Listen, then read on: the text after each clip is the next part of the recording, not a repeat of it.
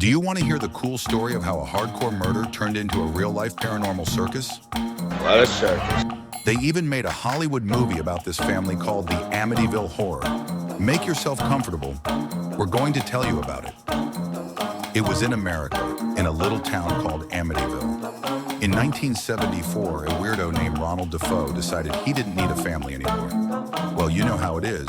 You sit and watch TV, and then, bam. And at 3:15 in the morning, you take a gun and go to kill everyone. It's a classic. It's a classic. At first, of course, this Ronald tried to blame it on the mafia. Like, oh, it wasn't me, it was the bad guys who came and shot everyone. But the police quickly picked up on this nonsense.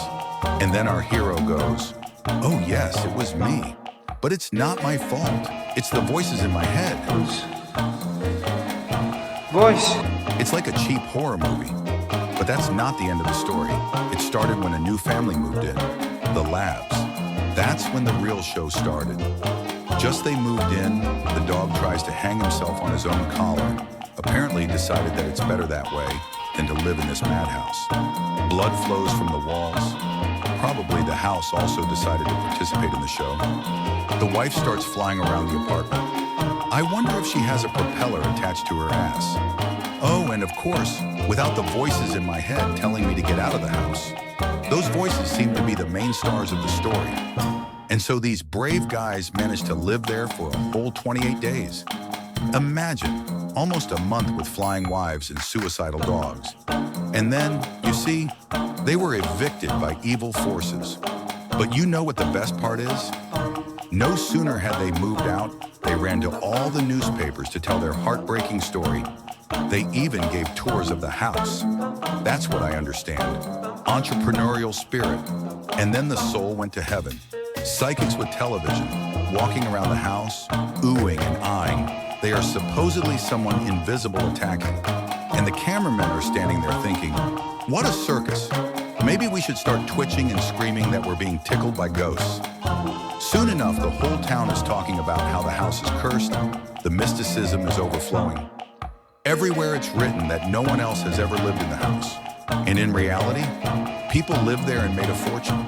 They resold the house, and no one ever bothered. Apparently, the ghost got tired of all the fuss and moved to some quieter place. Now hold on to your chair. Turns out this whole story is just a business scam. The killer's lawyer and that Labs family came up with the whole thing over a bottle of wine. Why? So they could write a book, make a movie, and make money. Genius, right? You know, even the killer admitted later that there were no voices in his head. And the fact that he hated his father, stole money, and used all sorts of junk, that's just petty stuff, isn't it? It's all about ghosts and flying wives. And you know what the funny thing is? The house is still standing. It's even selling now for something like $850,000. Why don't we buy it? We could have parties with ghosts and flying guests. And this Labs family who started this whole mess got a lot of money from the sale of books and movies. They were so afraid of losing their money that they proved to their deaths that it was the truth.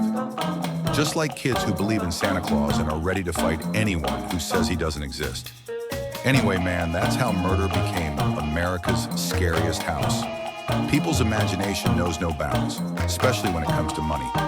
And the main thing is that everyone is happy. The killer got his moment of fame, the Labs family got rich, the psychics got publicity, and the fans of scary stories got a new urban legend.